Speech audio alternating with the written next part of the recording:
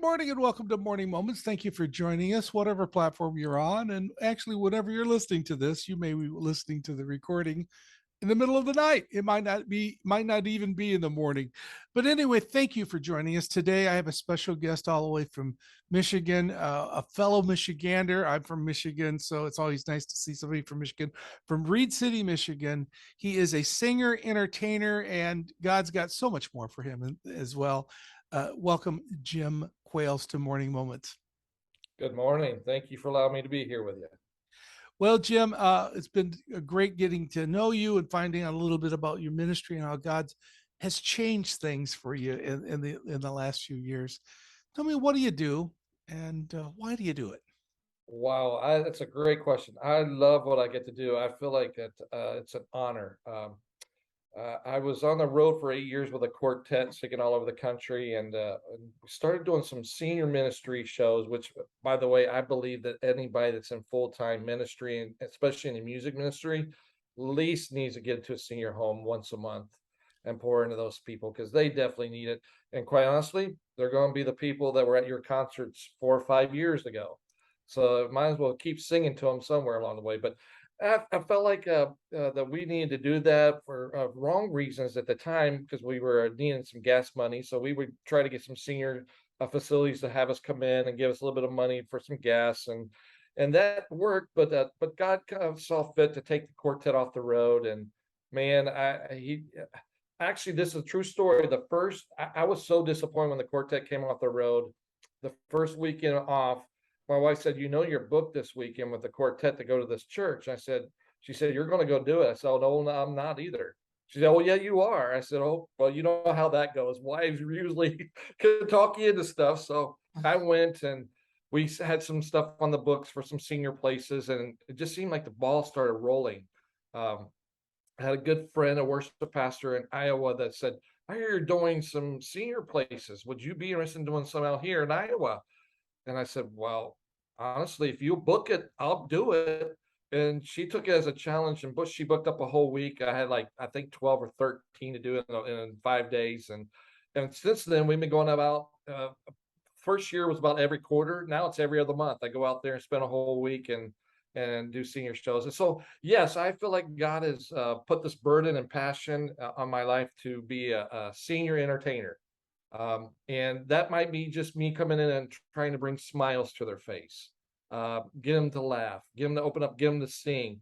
I love doing all styles of music. And honestly, I do stuff that gets them interacting with their hands and their feet. One of my favorite songs I'll do with them is Walk the Line, Johnny Cash. But I tell them it's an exercise song. So I get them clapping and stomping their feet. And it's really amazing because activities directors love to kind of see that kind of thing. They love to see their residents participating in that kind of thing. So I really feel like God has placed that as a burden, and that's where I'm at currently. And love get what I get to do. I do about 400 dates a year, senior shows. Still do church dates on the weekend. I love doing my church dates. It's kind of changed up the role though. Now it's more than me going and doing a concert. It's more me going in and doing a missionary service of what I do for my weekday job, which is singing for seniors. So that's kind of where God's got me. And as I teach at a school during the summer at Charles Novell School of Music, and he has a passion. He's come alongside me and said, "Listen, that needs to be a seminar at our school every year." So I get to go in there and encourage people to jump into this, get their feet wet in it, just to see what maybe that's where God would lead them to do their music ministry is in senior ministry. So that's where I'm at today, and blessed to be there. Very, very blessed to be there. I was sharing with you as we were talking about. We have a lot in common because I've done a lot of senior events, nursing home, assisted living. Uh, and when I was doing stand up comedy a lot, I would go and do a lot of those gigs. And also, I had that nursing home ministry under my belt from years ago, just going to the Sure. nursing home and doing ministry there. What a delight to go in and Mhm. being able to share and like you said, to entertain with them, but also share Christ with them. And Mhm. it's great. It's more than just gas money, folks. It's Correct. God is really has a great ministry and there's a need for it.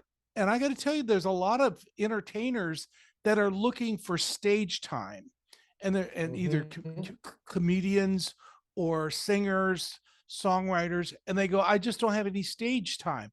Well, let me tell you, there's enough stages in assisted in senior living to keep you on stage time. May not pay you a lot, but it gives you that experience, and it also would minister to a lot of people. That's a real key to a lot of folks that don't realize right in your hometown there are places that you could work.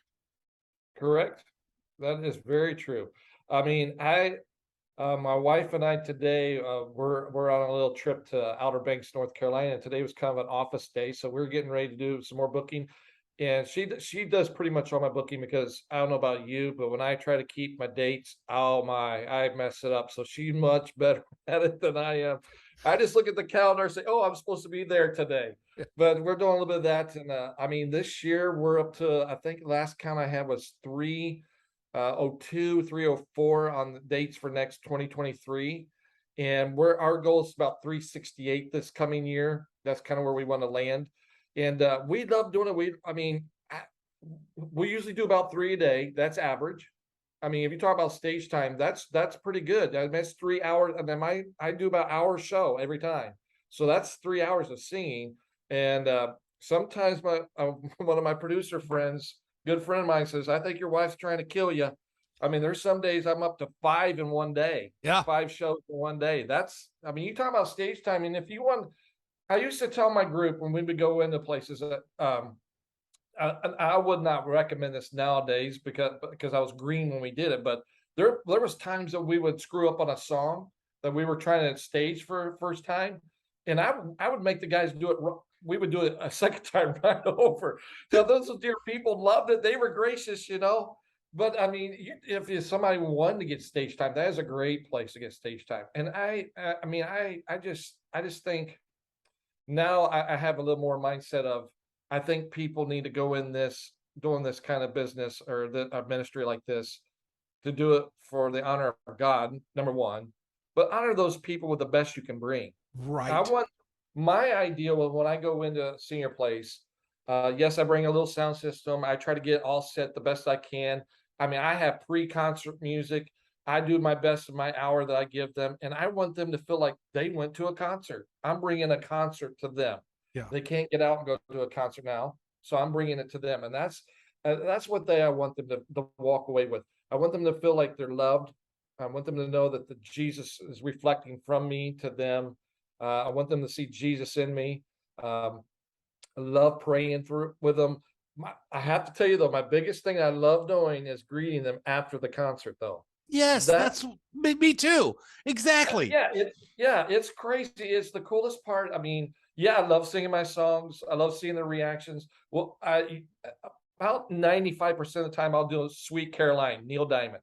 That's one of the secular songs I'll do, and man, they get into it.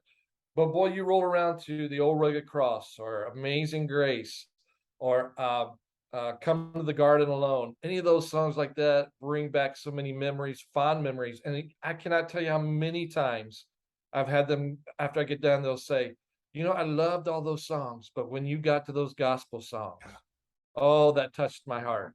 So that's really cool. And, Yeah, and that one song that you sang is my song. I don't know if you're aware of it. Next time you sing it, you'll think about this. That song in the garden. It says, really. Andy walks with me, Andy talks with me.